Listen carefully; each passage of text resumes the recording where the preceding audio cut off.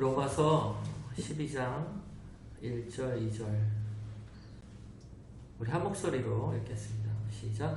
그러므로 형제들아 내가 하나님의 모든 자비하심으로 너희를 권하노니 너희 몸을 하나님이 기뻐하시는 거룩한 산 제물로 드리라.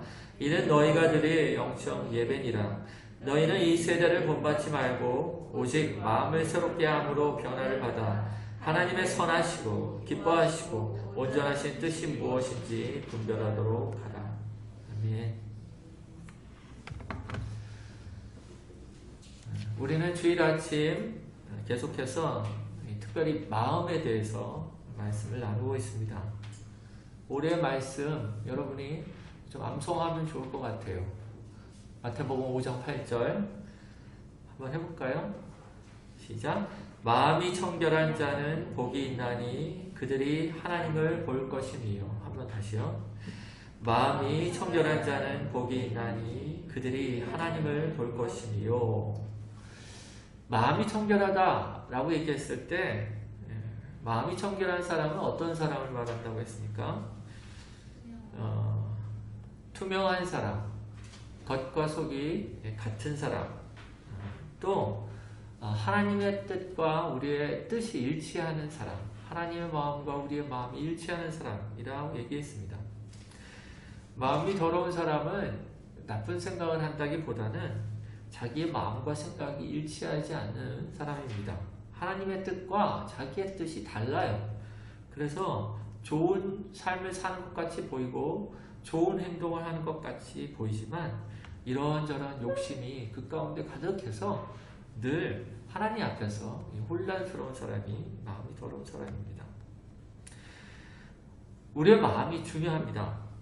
생명의 근원이 마음에서 난다 라고 얘기했어요. 그래서 좋은 사람은 마음에서 좋은 것이 나와서 그 삶을 풍요롭게 하고 마음이 나쁜 사람은 나쁜 것이 그 마음에서 나와서 그 삶을 더럽히고 망가뜨립니다. 아무리 좋은 것을 갖고 있어도 결국은 실패한 인생이 될 수밖에 없어요. 그러면 우리의 심령이 과연 나쁠 때 우리는 어떻게 해야 하는가? 우리 스스로 고치는 것은 소용이 없습니다. 세상에 수많은 방식들, 방법들, 교육들이 마음을 고치려고 시도하고 있어요. 그런데 그 효과는 아주 미미합니다. 그렇게 고쳐지지 않아요. 우리의 마음은 오직 성령 안에서 거듭나야 합니다. 거듭난 마음, 이것만이 우리를 고치게 할 수 있어요. 다시 태어난 이 거듭난 영혼 가운데 하나님께서 새 마음을 부어주시기 때문에 그렇습니다. 우리 가운데 거듭난 사람들 가운데는 하나님이 날마다 새 마음을 부어주십니다. 그런데 이제 그리스도인들에게도 그 마음이 막 혼란스러울 때가 있어요.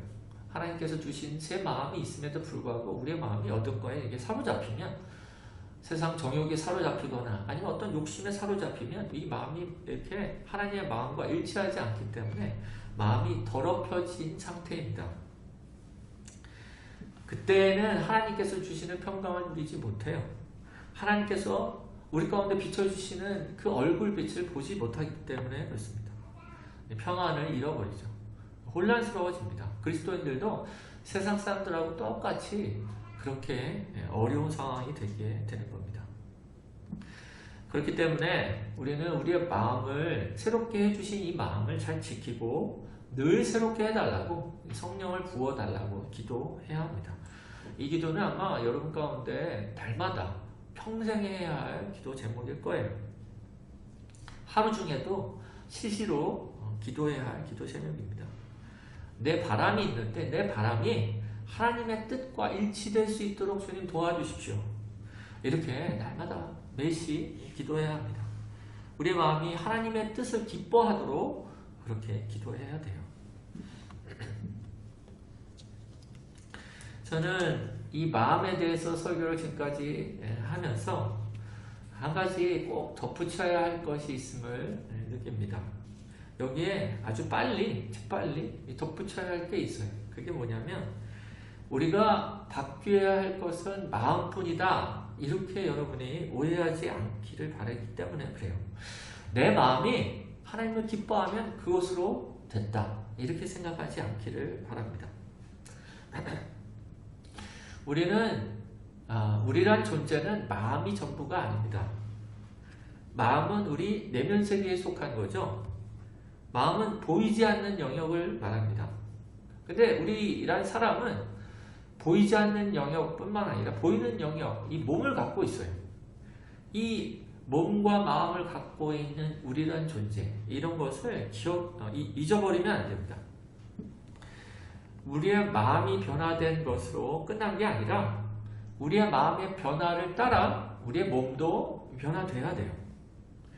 눈에 보이지 않는 이 마음이 눈에 보이는 몸의 변화까지 일어나야 우리는 온전히 구원받았다, 온전히 변화되었다, 이렇게 얘기할 수 있습니다. 우리의 구원을 한 영역으로만 국한시키면 안 돼요. 우리의 생각의 구원, 우리의 마음의 구원, 여기서 끝나지 않고 우리 몸의 구원을 성경은 얘기하고 있어요.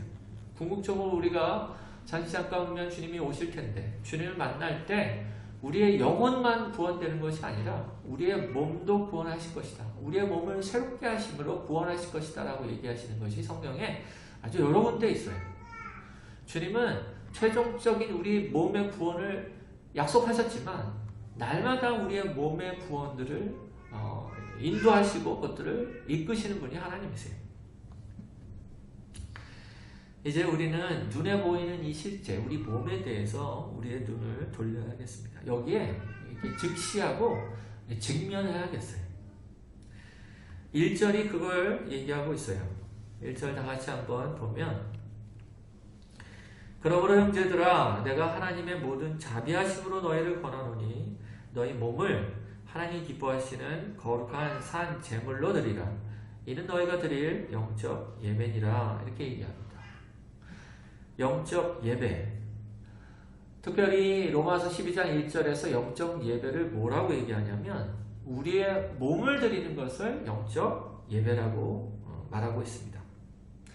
우리는 예배라고 얘기하면 우리의 마음이 하나님과 있다는 것을 예배라고 생각하기 쉬워요.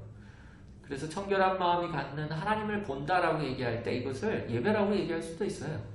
청결한 마음을 가진 자는 복이 있다, 그들이 하나님을 볼 것이며, 이 말을 청결한 마음을 가질 때 우리는 하나님을 진정으로 예배할 수 있다, 이렇게 얘기할 수 있다라는 겁니다. 그런데 사도 바울은 예배란 정의를 확장하고 있습니다. 예배를 뭘로 드리는 거예요? 마음뿐만 아니라 우리의 몸으로 드리는 것을 우리가 드릴 영적 예배다, 이렇게 얘기하고 있는 거예요. 사도 바울이 여기서 말하는 몸은 실제적인 몸을 얘기합니다. 우리의 눈, 손, 귀, 발, 이런 우리의 실제적인 몸을 얘기하고 있어요. 바울은 이 모든 것이 하나님께 드려질 제물이 되어야 한다, 이렇게 얘기하고 있는 겁니다. 바울이 로마서에서 지금까지 11장 전까지 쭉 수많은 가르침들을 주고 있었어요. 수많은 교리들을 통하여 구원의 복음을 이렇게 강하게 설파하고 있었습니다. 그런데 바울이 거기서 끝나는 것이 아닙니다. 이제 12장에서 시작하면서 실제적인 것을 얘기하기 시작하는 거예요. 그래서 12장부터 끝까지는 이것을 어떻게 우리의 삶 가운데 적용하는지에 대해서 얘기하기 시작하는 거예요. 12절 맨 처음에 그러므로 라는 말이 그런 뜻이에요. 그러므로 라는 것은 내가 지금까지 너희들에게 이러한 가르침을 들려주었으므로, 이게 뭐예요? 그 다음에 너희가 이렇게 해라 라고 얘기하고 있는 거예요. 바울은 예배에 있어서 이제 아주 중요한 부분을 얘기하고 있는데, 우리가 마음으로 예배를 드리고 우리의 마음으로 하나님을 사랑한다고 고백하고 그를 경외하는 것과 함께 우리가 우리의 몸을 다해서 하나님을 예배할 것에 대해서 그것이 우리가 드릴 영적 예배라고 얘기하기 시작하는 겁니다. 여기서 드리라 라고 얘기한 산제물로 드리라 라고 얘기하는 이 동사는 구약에서 제사할 때 쓰던 동사입니다. 구약에서 어떤 사람이 죄를 지으면 소나 양 같은 제물을 제사장에게 가져와서 이렇게 드리는 드릴 때 쓰던 동사가 이 드리다라는 말과 같은 겁니다.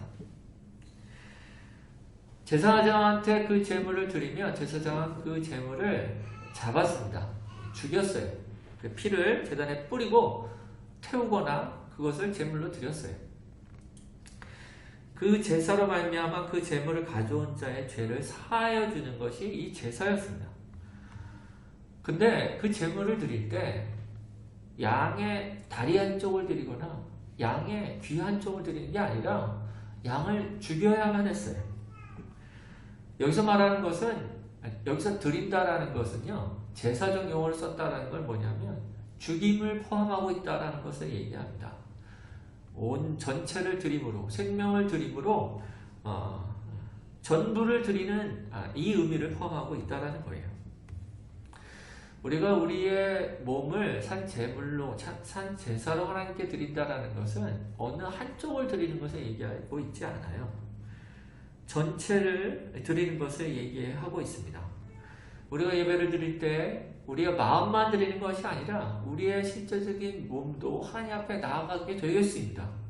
여러분의 마음이 여기에 있고 싶어서 마음이 굴뚝 같다 할지라도 나오지 않으면, 여러분의 몸이 여기 가운데 있지 않으면 예배는 성립되지 않아요.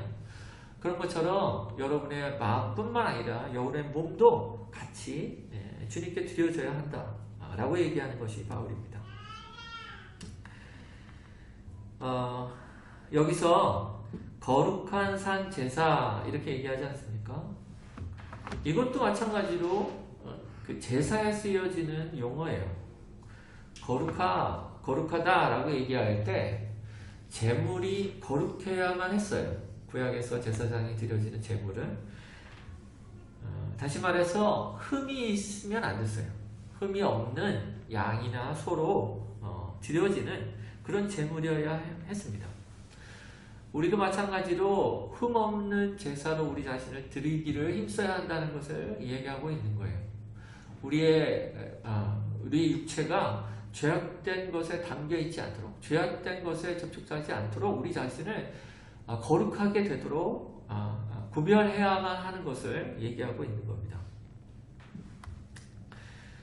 우리가 하나님을 보길 원합니다. 아멘. 그분의 영광을 보길 원합니다. 아멘. 그분의 임재 가운데 거하기를 바라요. 그것이 우리의 큰 기쁨과 위로입니다. 우리가 거친 세상을 살아가는데 그리스도인들 가운데 세상 사람들과 다른 것이 있다면 더 많은 복락을 누리는 것이 절대로 아닙니다. 더 많은 안위를 누리는 것이 절대로 아니에요. 우리가 세상 사람들과 다른 건 딱 하나예요. 우리에게는 하나님이 있다는 거예요. 우리가 하나님과 교제하고 하나님과 이 사귐을 갖고 있다는 것이 세상 사람들과 완전히 다른 겁니다. 그렇기 때문에 그리스도인들은 감옥에 갇혀도 겹겹이 쌓여있는 상황들에 놓여도 우리는 세상 사람들하고 다른 상태가 돼요. 거기에도 하나님이 계시기 때문에 그래요. 그렇게 외롭고 힘든 상황 가운데에도 주님이 동행하시기 때문에 세상 사람들하고 완전히 다른 거예요. 그래서 우리가 하나님을 누린다, 하나님을 본다, 하나님과 사귐을 갖는다라는 것은 사실 우리가 가진 전부다라고 얘기해도 과언이 아닙니다. 그런데 그러기 위해서 우리가 해야 하는 것이 마태복음 5장 8절의 말씀, 마음이 청결해야 합니다. 마음이 청결해요. 뿐만 아니라 우리의 몸도 청결해야 돼요. 마음과 몸을 따로 놓고 마음만 주님께 드리고 우리의 몸은 세상 가운데 가 있는 것, 이거는 하나님이 우리를 만나주신다, 한 인격을 만나주시는 하나님의 그 속성과는 전혀 다른 해법이에요. 몸도 마음도 하나님께 드려질 만한 예배의 제물이 되어야 돼요.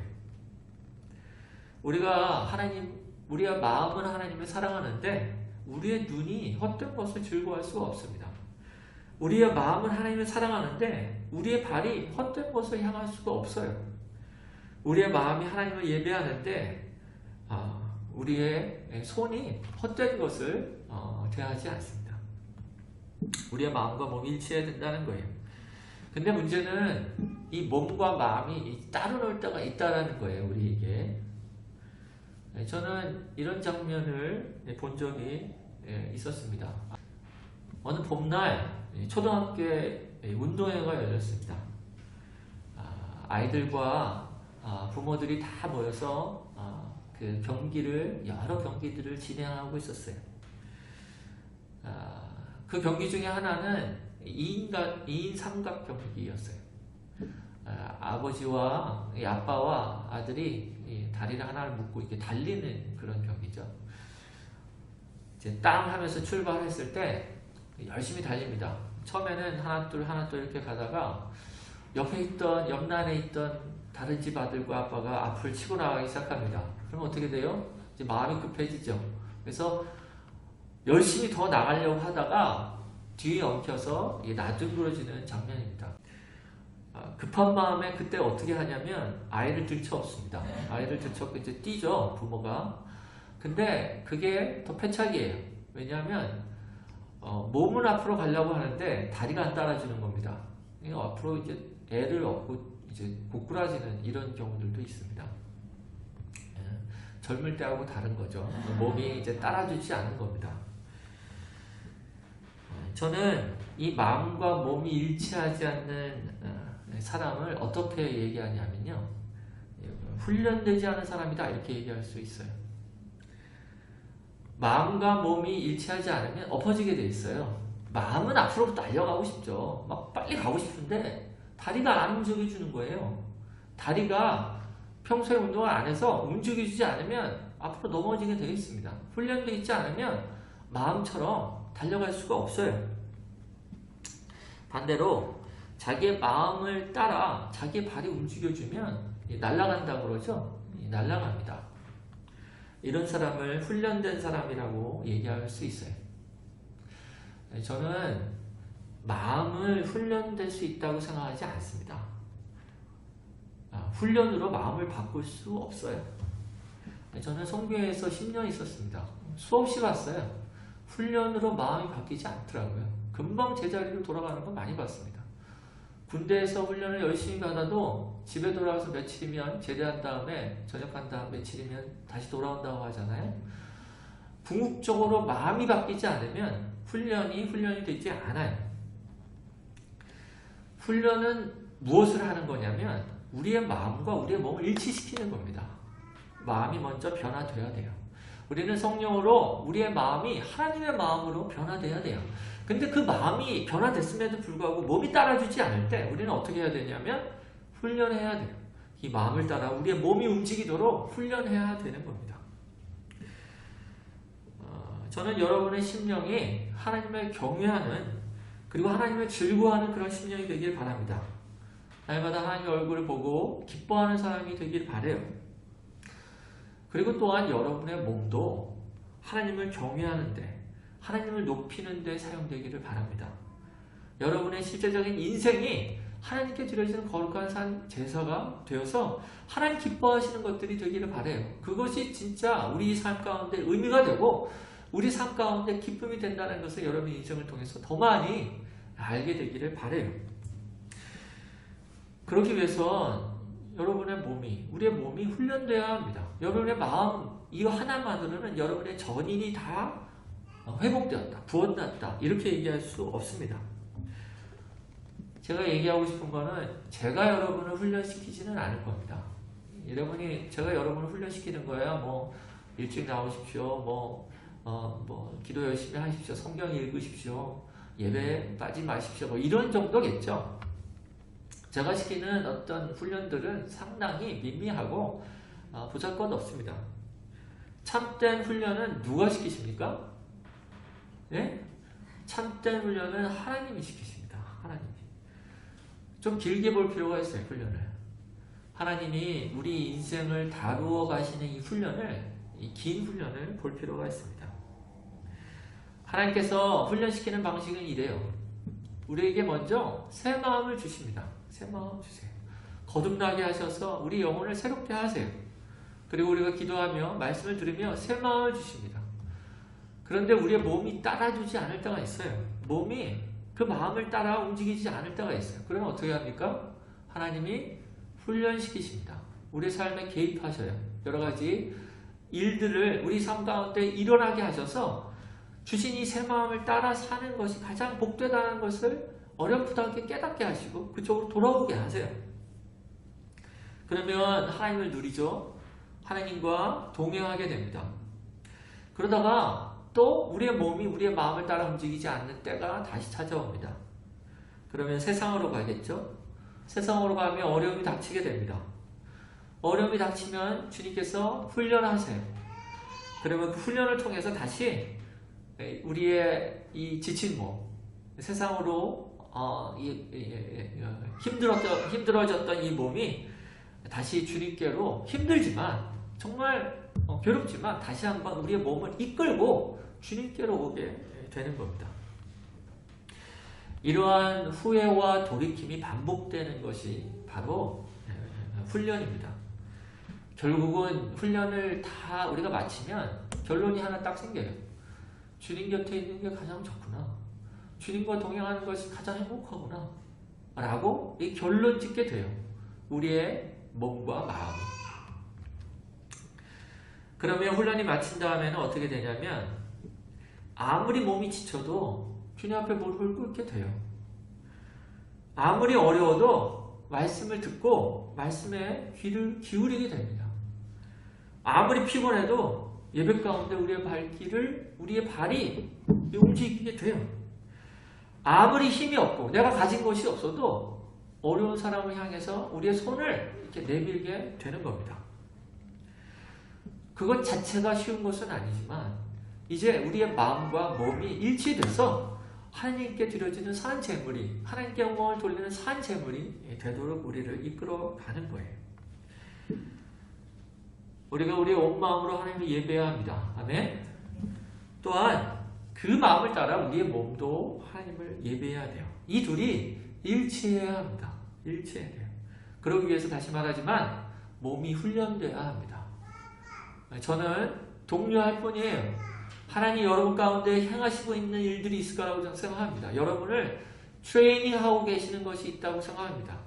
길게 봐서 우리 인생을 다루시는 하나님이 있어요. 저에게도 있었고 수많은 믿음의 사람들에게도 그런 시간들이 있었어요.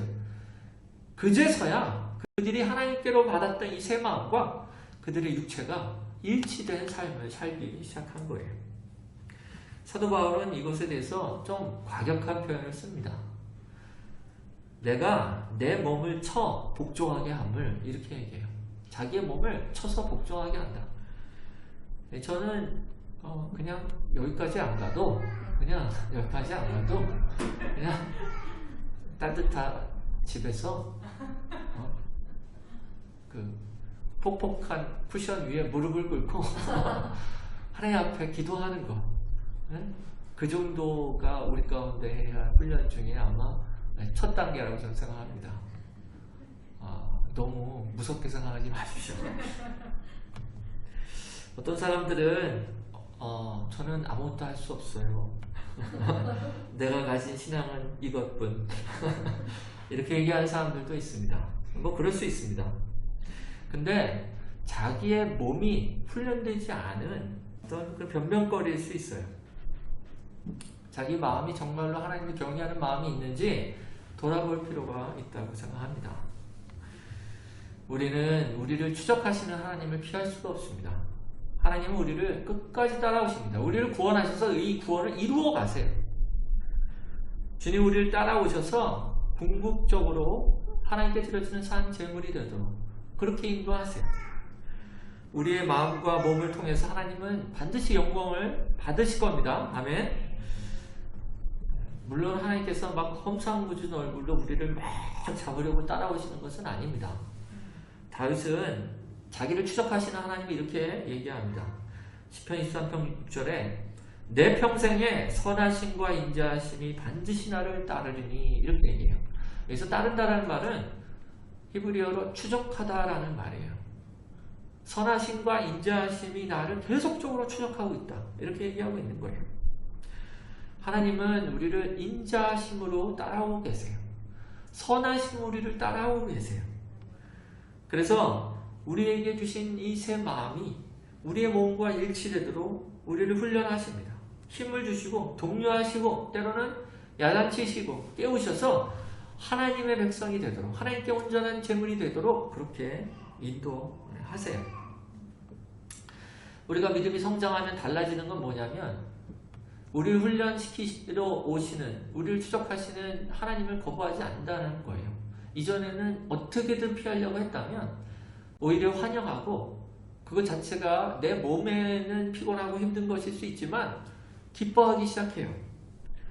바울처럼 자기를 쳐서 복종시키려고 하는 데까지 이르는 겁니다.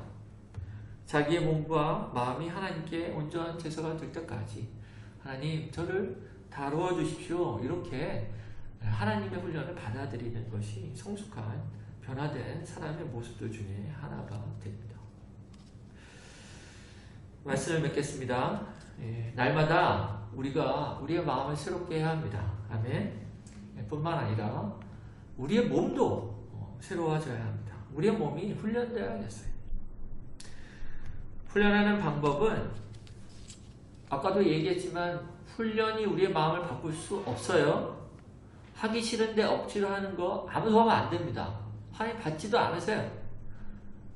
그런 식으로 해서 금방금방 제자리로 돌아오는 여러분을 발견할 겁니다.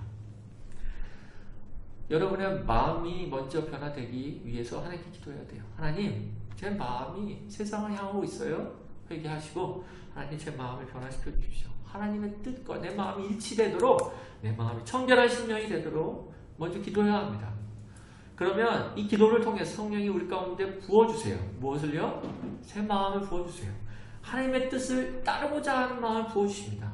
사람마다 때마다 부어지는 양과 크기는 달라요. 하지만 부어주신 그 마음만큼 바로 우리는 그 다음에 우리의 몸을 따라가는 겁니다. 이젠 됐다. 마음이 부어졌으니까 이젠 됐다. 이러면 안 돼요. 마음이 부어지면 그 즉시로 우리의 몸을, 우리의 손, 우리의 눈, 우리의 귀를 틀어서 하나님 뜻을 따르도록 이게 나아가야 합니다. 그러다가 또 우리의 마음이 지칠 때가 있죠? 그러면 어떻게 돼요? 훈련을 조금 중단하시고 다시 기도해야 돼요. 하나님, 새 마음 부어주십시오. 주님 도와주세요. 저에게 하나님 뜻을 따르는 마음이 점점 사라집니다. 도와주세요. 그러면 그 기도에 응답하실 겁니다. 그러면 그 응답하신 그 마음을 따라 또 한 걸음 이렇게 나아가는 겁니다. 저는 그럴 때 우리의 몸이 점점 쇠하는 것 같이 보일 수도 있습니다. 지칠 수도 있죠. 피곤할 수도 있습니다. 우리가 가진 것이 점점 줄어들 수도 있습니다. 하지만 우리의 심령은, 우리의 마음은 더 부여해지고 풍성해지는 것, 새로워지는 것을 경험하게 될 겁니다. 우리의 마음이, 우리의 영혼이 하나님을 배우는 그 기쁨이 더 충만해질 거예요. 하나님의 인자하심이 우리 삶 가운데서 풍성하다라는 것을 더 많이 누리게 될 거예요.